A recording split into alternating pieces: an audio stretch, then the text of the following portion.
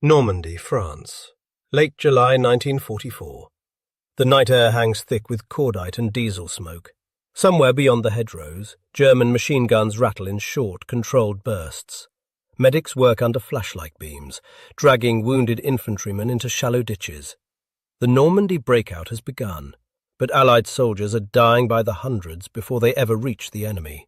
The problem is brutally simple. Tanks advance, infantry follows on foot, and the moment men rise from cover, German MG-42s cut them down in the open fields. Bodies fall in the same grain furrows their fathers bled into a generation before. In a cramped command tent south of Caen, a Canadian general stares at a battlefield map. Lieutenant General Guy Simons has just watched another attack stall, another wave of young men caught between armour and ambition. He looks at a row of M7 Priest artillery vehicles parked nearby, obsolete, their guns no longer needed for this phase of the war. And in that moment, an idea takes shape. What Simons created would become the world's first true armoured infantry carrier. By the summer of 1944, the Allies had achieved what many believed impossible. On June the 6th, over 156,000 troops had stormed the beaches of Normandy in the largest amphibious invasion in military history. The Atlantic Wall had been breached.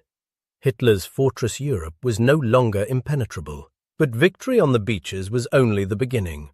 Beyond the coastline lay the bocage, a nightmare landscape of ancient hedgerows, sunken lanes, and dense woodland that had defined Norman farming for centuries.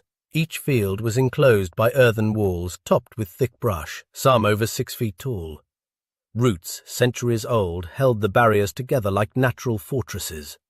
For the Germans, it was a defender's paradise. Every hedgerow became a firing position. Every orchard concealed machine gun nests. Every stone farmhouse transformed into a pillbox. The Wehrmacht dug in with the discipline of men who understood that losing France meant losing the war. For the Allies, the bocage became a killing ground. Tank crews found their Shermans blind and vulnerable in the narrow lanes. Artillery struggled to locate targets hidden beneath the canopy. And infantry, the men tasked with clearing each field by hand, paid the highest price of all. The numbers were staggering. In the weeks following D-Day, infantry casualties mounted at rates that alarmed Allied commanders. Some units reported losing entire platoons in single engagements. Replacements arrived by the shipload, only to fall before they learned the names of the men beside them. The problem was not courage. It was not training. It was geometry. Tanks possessed armour, but lacked the ability to clear entrenched positions. Infantry possessed rifles and grenades, but lacked protection. When the two advanced together, a gap always emerged. Tanks outpaced foot soldiers. And in that gap, sometimes only 50 yards, sometimes less, German machine gunners found their targets. The MG-42, nicknamed Hitler's buzzsaw, could fire 1,200 rounds per minute. A single gun could pin down an entire company. And in the bocage, the Germans had positioned hundreds of them. Every Allied attack followed the same grim pattern. Armour rolled forward. Infantry rose to follow. Machine guns opened fire. Men fell in the open, meters from cover, unable to advance, unable to retreat. The solution seemed obvious in hindsight. Protect the infantry while they moved. Give them armour of their own. Let them advance beside the tanks, shielded from the bullets that claimed so many lives. But in the summer of 1944, no such vehicle existed in Allied infantry. The concept of armoured infantry transport was not new. Military theorists had discussed it since the First World War. The British had experimented with various designs. The Germans had their SD KFZ 251 half-tracks, which carried panzer grenadiers into battle with reasonable protection. Even the Americans fielded M3 half-tracks for mechanized infantry units. But none of these solutions reached the front-line troops who needed them most. Allied half-tracks were open-topped and thinly armoured.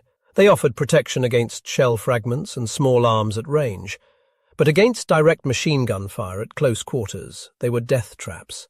Troops still dismounted far from enemy positions. The final approach, the deadliest stretch, remained on foot. Meanwhile, in the British and Canadian sectors east of Caen, a different kind of pressure was building. Field Marshal Bernard Montgomery had promised a breakout. Operation Goodwood in mid-July had cost the British over 400 tanks in 3 days. The armoured divisions were bleeding. The infantry divisions were bleeding faster, and still the Germans held their lines south of Caen with a tenacity that frustrated every Allied plan. It was into this crisis that Lieutenant General Guy Simonds stepped forward. Simonds was not a typical Commonwealth general. At 41, he was the youngest corps commander in the Canadian Army, perhaps the youngest in any Allied force. He had earned his reputation in Sicily and Italy, where his tactical innovations had impressed even his British superiors. He was known as a thinker, a problem solver, a man impatient with tradition when tradition meant failure.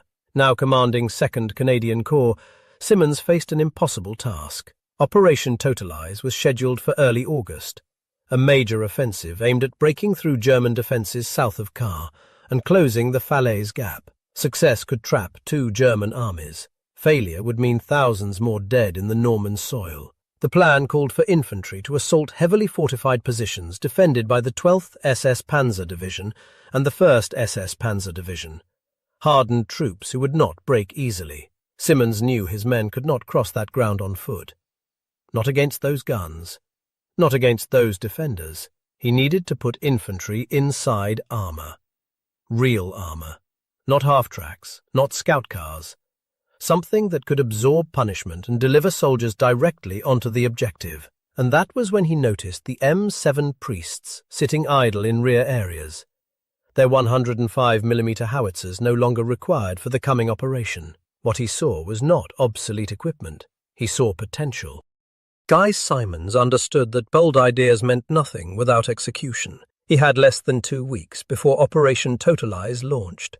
Designing a new vehicle from scratch was impossible. Requesting equipment from Britain or America would take months. The solution had to come from what was already available. The M7 Priest self-propelled gun sat in Canadian and British depots across Normandy. Originally designed to provide mobile artillery support, the Priest mounted a 105mm howitzer on a Sherman tank chassis. It was reliable, well-armoured, and, crucially, no longer essential. British forces had begun replacing American-made Priests with their own Sexton self-propelled guns, leaving dozens of M7s without purpose. Simonds saw what others had missed. Remove the gun, strip the interior, line the fighting compartment with steel plates, install benches. A tank becomes a troop carrier. The concept was shockingly simple, but simple did not mean easy. Simonds needed skilled hands to make it reality. The order reached Canadian workshop units on July 31, 1944. 72 M7 Priests needed conversion in under 1 week. The men who answered were not frontline soldiers. They were mechanics, welders, fitters, and electricians, the unglamorous backbone of any mechanized army. Many had worked in factories or garages before the war. Now they worked under canvas tents, often within earshot of artillery. They attacked the project with relentless energy. First, the 105mm howitzers were removed, leaving gaping holes in the front hull. Welders cut steel plates from scrap vehicles, wrecked tanks, and abandoned equipment. These plates were shaped, fitted, and welded over the openings. Inside, the ammunition storage was stripped out. Wooden benches were installed along the sides, enough to seat 10 to 12 fully equipped infantrymen. Armoured covers were fashioned for the open top, providing some protection against airbursts and shrapnel. Every modification was improvised. Nothing came from a manual. The blueprints existed only in the minds of the engineers who built them. By August 7, 1944, 76 converted vehicles rolled out of the workshops. They were ugly. They were imperfect, but they were ready. The Canadians had created something entirely new, and they gave it a name that would endure. They called it the Kangaroo. For the Canadian and British infantrymen preparing for Operation Totalize, the arrival of the Kangaroos was met with cautious hope. These were men who had crossed open ground under fire before. They had watched friends fall within sight of objectives. They had pressed their bodies into shell craters while bullets snapped overhead, knowing that the next rush forward might be their last. The psychological weight of infantry combat in Normandy was crushing. Unlike tankers, who at least had steel around them, riflemen faced the enemy with nothing but cloth and leather between their bodies and German bullets. Every advance required an act of will that defied basic human instinct. Now, for the first time, they were told they would ride into battle. The kangaroos offered no guarantees. They were not invulnerable. Mines could destroy them. Anti-tank guns could penetrate them.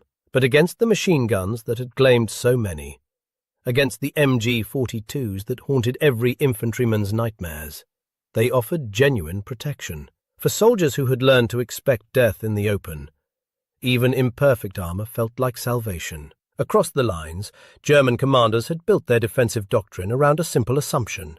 Allied infantry would always be vulnerable during the approach. Machine gun positions were sited to create interlocking fields of fire across open ground. Mortars were pre-registered on likely avenues of advance. Every defensive line depended on the certainty that attacking soldiers would be exposed during the critical final meters. The Wehrmacht had witnessed Allied tactics for weeks. Tanks advanced, drew fire, and either retreated or were destroyed. Infantry followed on foot and was cut down. The pattern was predictable. The defenders held. No German intelligence report in early August 1944 anticipated what was coming. The conversion of the priests had occurred behind Allied lines, invisible to reconnaissance. The kangaroos remained secret until the moment they appeared on the battlefield. When they did, German defenders would face an equation they had not prepared for. Infantry arriving at their positions still fresh, still organized, still ready to fight. What Simons and his engineers had created was more than a vehicle.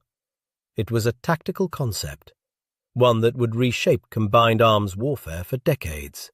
The kangaroo represented battlefield adaptation at its purest. No committee had approved it. No procurement process had delayed it. A frontline commander had identified a problem, recognized available resources, and ordered a solution built with whatever tools existed. In military academies, such innovation would later be studied as a model of operational flexibility. But in August 1944, it was simply survival. The Canadians had found a way to keep their men alive long enough to fight. August 7th, 1944, 2300 hours. The night sky over Normandy erupts. 1,020 RAF Lancaster and Halifax bombers cross the French coastline in waves. Below them, German defensive positions south of Caen disappear under a carpet of high explosives. The ground shakes for miles. Flames paint the horizon orange. Operation Totalize has begun. But this attack is unlike any the Allies have attempted in Normandy. Guy Simonds has planned an assault that breaks every conventional rule. There will be no dawn advance into the teeth of anti-tank guns. There will be no slow infantry crawl across open fields. Instead, the Canadians will attack at night, in darkness, in armoured columns, directly through German lines. At 23:30, the ground forces begin to move. 4 massive columns roll south from Canadian positions. Each column is precisely organised. Sherman tanks lead the way, their commanders navigating by compass and the distant glow of burning villages. Behind them come the kangaroos, 76 converted priests carrying infantry from the 2nd Canadian Infantry Division and the 51st Highland Division. Inside the kangaroos, soldiers sit shoulder to shoulder on wooden benches. The roar of engines drowns out conversation. Steel walls block the view of the battlefield outside. Many men have never experienced anything like this. Advancing into combat without seeing the enemy, without feeling the wind, without the terrible vulnerability of exposed flesh. They can hear machine gun fire rattling against the hull. They can feel the impact of near misses shaking the vehicle. But the bullets do not reach them. For the first time in the Normandy campaign, infantry arrives at the objective ready to fight. The columns punch through the first German defensive line before dawn. Stunned defenders emerge from dugouts to find Canadian soldiers already dismounting, already spreading out, already clearing positions with grenades and bayonets. The expected slaughter in the open fields has not occurred. The machine guns that should have decimated the attacking waves have struck only armour. By 05:30 on August 8th, the first phase objectives have been secured. Villages that German planners expected to hold for days fall within hours. Prisoners stream northward, many still dazed by the bombing and confused by the speed of the assault. Officers report capturing positions where defenders had no time to organize resistance. The kangaroos have performed beyond expectation. Vehicle after vehicle has delivered its cargo of soldiers directly onto enemy positions. Infantry casualties during the approach phase are a fraction of what planners had feared. But Operation Totalize is not over. The first line has broken. Now the Canadians must exploit the breach. And ahead lies the full strength of the 12th SS Panzer Division. August 8th, 1944. Afternoon. The second phase of Operation Totalize begins under a darkening sky. Not from nightfall, but from the dust and smoke of renewed bombing. American B-17 flying fortresses arrive to pound German positions ahead of the advancing Canadians. But war is chaos, and chaos spares no one. Some bomber crews, disoriented by smoke and poor visibility, release their payloads short. Bombs fall on Allied positions. Canadian and Polish troops die under friendly fire. Command posts are destroyed. The momentum of the morning falters. Ahead, the Germans have recovered from their initial shock. The 12th SS Panzer Division, young fanatics hardened by years of ideological training, launch immediate counterattacks. Tiger tanks roll forward from concealed positions. Anti-tank guns that survived the bombing open fire on Canadian Shermans. The advance slows, then stops. For Simons, watching reports filter into his headquarters, the frustration is immense. The breakthrough has not become a breakout. German resistance has stiffened faster than anticipated. By nightfall on August 8th, Operation Totalize has gained significant ground, nearly 9 miles in some sectors, but it has not achieved its ultimate objective of closing the Falaise Gap. Yet within the disappointment lies something remarkable. The Kangaroos have proven themselves beyond any doubt. After-action reports confirm what observers witnessed firsthand. Units transported in armoured carriers suffered dramatically fewer casualties during the approach than units advancing on foot or in half-tracks. Vehicle commanders report multiple instances of machine gun fire bouncing harmlessly off the converted priests. One Kangaroo is documented absorbing over 24 bullet impacts while delivering its infantry section to within 50 metres of a German position. The soldiers inside dismount unharmed. They take the position. They survive. This is the revolution Simons had envisioned. When Operation Tractable launches on August 14th, the follow-up offensive designed to finally close the Falaise Gap, the Kangaroos return to battle. This time, there are more of them. Canadian workshops have continued converting vehicles. Ram tanks, obsolete Canadian-built training vehicles never intended for combat, are stripped of their turrets and transformed into additional carriers. The concept has proven so successful that it spreads beyond Canadian units. British divisions request Kangaroo support. Demand outstrips supply. Men who once marched into machine gun fire now wait their turn to ride into battle. On August 21st, 1944, the Falaise pocket finally closes. Inside, the remnants of 2 German armies, the 7th Army and 5th Panzer Army, are trapped. Tens of thousands of Wehrmacht soldiers surrender. Those who escape leave behind a graveyard of destroyed equipment stretching for miles. The Normandy campaign is decided, and among the smoking ruins of German ambition, the Kangaroos have earned their place in history. Not as wonder weapons, not as technological marvels, but as simple, practical solutions that kept soldiers alive long enough to win. The numbers tell a story that no argument can dispute. In traditional infantry assaults across Normandy, casualty rates during the approach phase often reached 30% or higher. Companies that began attacks with 120 men sometimes reached their objectives with fewer than 80. The mathematics of machine gun fire against exposed soldiers was merciless and precise. Units transported by Kangaroos reported approach phase casualties in single digits. The difference was not marginal. It was transformational. By the end of August 1944, the Canadian Army had formalized what battlefield necessity had created. The 1st Canadian Armoured Personnel Carrier Squadron was established, the first dedicated armoured infantry carrier unit in any Allied army. What had begun as 72 improvised conversions now became official doctrine. Workshops across the theatre expanded their conversion programs.